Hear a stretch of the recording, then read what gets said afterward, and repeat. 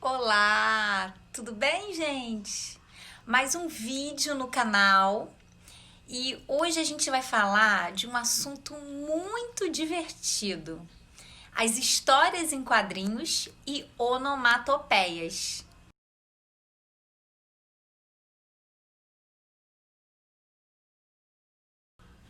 Começando a falar das histórias em quadrinhos, ela nasceu como gênero em 1895. No Brasil, as histórias em quadrinhos, elas também são conhecidas como gibis, revistinhas, historietas. Elas começaram a ser publicadas no século XIX e realmente conquistaram as crianças e até o público mais adulto, né? Porque é muito divertido ler as histórias em quadrinhos. As histórias em quadrinhos também são conhecidas como cartoons, tirinhas, charges, né? O que seriam esses cartoons, né? Ele é um conjunto de tirinhas, eu vou mostrar para vocês. Eu tenho aqui um exemplo de um gibi,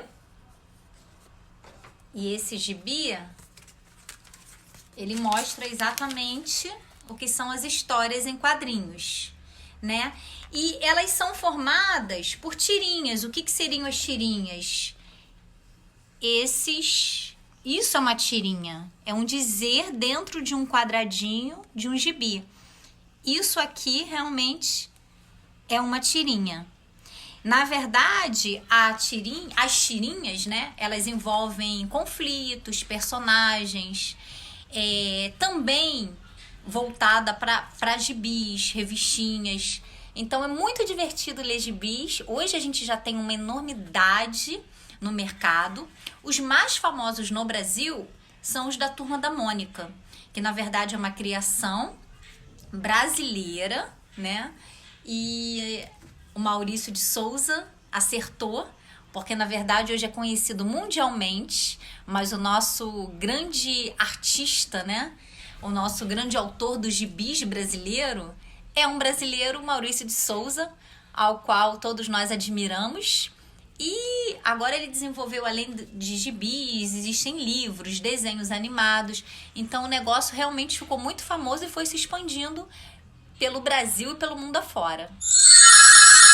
A primeira revista em quadrinhos no Brasil é o que a gente chama de o Tico-Tico, né? Era conhecido como Tico-Tico.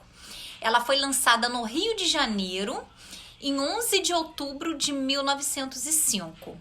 Ela foi criada pelo jornalista Luiz Bartolomeu de Souza e Silva e ela foi recordista na época. Ela era direcionada ao público juvenil, né? E tinha realmente outros desenhistas que faziam a parte de figuração do Tico-Tico, né? Conhecido como Tico-Tico. As histórias em quadrinhos, hoje em dia, o autor ele utiliza muito a linguagem verbal e a linguagem não verbal, que a gente chama, que são os nossos desenhos. E agora entrando no tema de onomatopeia, o que são? O que é uma onomatopeia? A onomatopeia, ela é uma figura de linguagem que ela reproduz fonemas, ela reproduz palavras que emitem sons naturais, sons de animais, sons de coisas. Um exemplo que eu vou dar para vocês é isso aqui. Isso aqui é uma onomatopeia. Nessa história em quadrinho, essa senhora está emitindo um som. Zzz, que é o dela dormindo. Esse som, isso a gente chama de onomatopeia. É um som, é o fonema, é o ruído. Um outro exemplo aqui, ó. Toque, toque, toque. É um outro exemplo de onomatopeia. Toque, toque, toque. Isso aqui é um som, é um fonema, é o ruído de um batido na porta. Então, isso, para vocês começarem a entender, isso é uma onomatopeia. A onomatopeia, ela é muito utilizada nas histórias em quadrinhos, porque na verdade ela dá uma diversão na leitura, né? É um tipo de discurso utilizado na literatura ao qual ela promove uma visão mais divertida. É um momento de leitura em que há um incremento, né? Então a leitura fica divertida. Isso é uma característica, a onomatopeia é uma característica muito forte das histórias em quadrinhos. Por isso que tem uma ligação, histórias em quadrinhos e onomatopeia. Elas são muito utilizadas, na maioria das vezes, nas histórias em quadrinhos. Então, exemplificando melhor a onomatopeia é a imitação de um som, de um ruído, de um barulho de máquina, de um som de natureza, de um barulho de um animal, de um ruído, de um tom de voz. Então, tudo isso são exemplos de onomatopeia, né? Tudo isso faz parte do universo da onomatopeia. É imitar um som, um fonema, uma palavra. Toque, toque, toque. Isso é um batido de porta. Então, ele é imitação desse som, que é o toque, toque, toque. O espirro, atim. Então, nesse atim, esse atim é um exemplo de onomatopeia visando o espirro. Então, esses são alguns exemplos bem utilizados nas nossas histórias em quadrinhos, visando os exemplos de onomatopeia. Além das onomatopeias, uma coisa muito vista nas histórias em quadrinhos, né, que a gente chama, são os balões de quadrinhos. O que são os balões de quadrinhos? Vou dar uns exemplos aqui para vocês. Aqui, ó, isso aqui é um balão de quadrinho, tá? É um balãozinho mesmo, onde eles colocam ou as onomatopeias ou os próprios textos das histórias em quadrinhos, né? Eles são utilizados mais em tiras, em cartões, em histórias em quadrinhos mesmos, que a gente vê esses balões.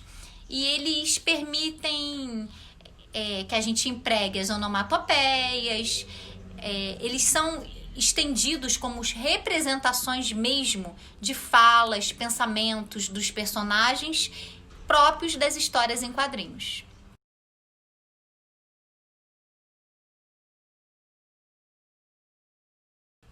E finalizando, a gente pode dar exemplo de dois dos nossos grandes autores, né, do Brasil, super conhecidos e hoje conhecidos mundialmente. Textos, histórias em quadrinhos de muito sucesso, né? O nosso Maurício de Souza, que eu já citei para vocês, criador da Turma da Mônica, que hoje, além de histórias em quadrinhos, a gente tem filme, a gente tem desenhos, a gente tem acessórios, hoje em dia tem tudo da Turma da Mônica. E ele é super reconhecido mundialmente, né? Uma das nossas relíquias, né? Que é o nosso Maurício de Souza, criou os personagens Mônica, Cebolinha, Cascão, famosos hoje, todo mundo conhece, né? Até os mais velhos gostam de ver as histórias em quadrinhos do Maurício de Souza e a gente começa desde pequeno, né? O nosso segundo grande, né, é o Ziraldo, que ele também talentoso, criou várias coisas e ficou realmente famoso pelo filme, pela história do Menino Maluquinho. Né? Então, temos dois grandes autores, poetas, eu posso dizer, né? Eu, na verdade, poeta não é só quem escreve poemas, né? São os grandes, na minha opinião, são os grandes autores, são poetas, né? De uma forma figurada. E eu acho que deu um pouquinho para vocês entenderem, né? Pra gente falar falamos um pouquinho de histórias em quadrinhos, falamos de onomatopeias. Muita gente pergunta, o que é onomatopeia? Onomatopeias são justamente essas palavras que imitem ruídos de pessoas, de animais, de barulho de porta, de coisas, né? Então, na verdade, são fonemas que representam ruídos de alguma coisa. Espero que todos tenham entendido. Foi mais um vídeo de uma mini aula, algumas dicasinhas e até o próximo vídeo.